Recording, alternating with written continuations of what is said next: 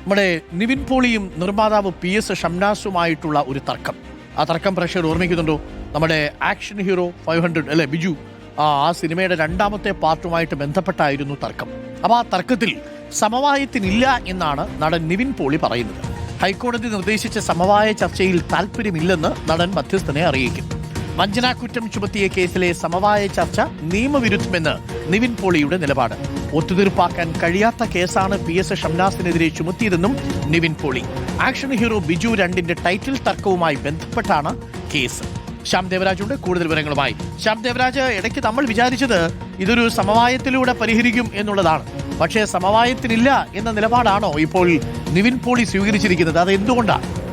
Doctor Arun, ഈ action hero Biju 2 അതിന്റെ ടൈറ്റിലുമായി ബന്ധപ്പെട്ടാണ് നിവിൻ പോളിയും നിർമ്മാതാവ് PS ഷംനാസുമായി തർക്കമുള്ളത്. രണ്ടുപേരും പരസ്പരം കേസുകൾ നൽകിയിരുന്നു. നിവിൻ പോളിക്കെതിരെ തലയോലപ്പറമ്പ് പോലീസ് കേസെടുത്തിരുന്നു. PS ഷംനാസിനെതിരെ പാലാരിവട്ടം പോലീസും കേസെടുത്തിരുന്നു.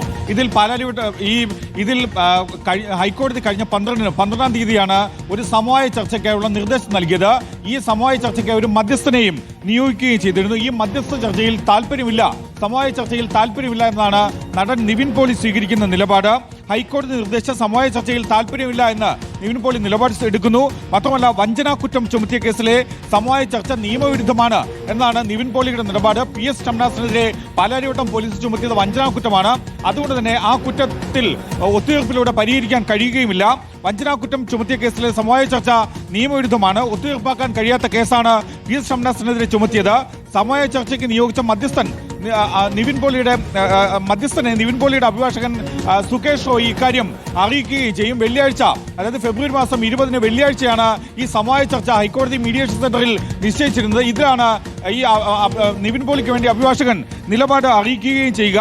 മീഡിയേഷൻ ഫോർ ദ നേഷൻ 2.20 ഭാഗമായാണ് ഇത്തരമൊരു സമവായ ചർച്ച ഹൈക്കോടതി നിർദ്ദേശം നൽകിയിരുന്നത്. പക്ഷേ അതിൽ പങ്കെടുക്കില്ല എന്ന നിലപാട് നിവിൻ പോളി സ്വീകരിക്കുന്നു. Thank you. ഇപ്പോൾ ശ്യാമാണ് വിവരങ്ങൾ നൽകിയത്.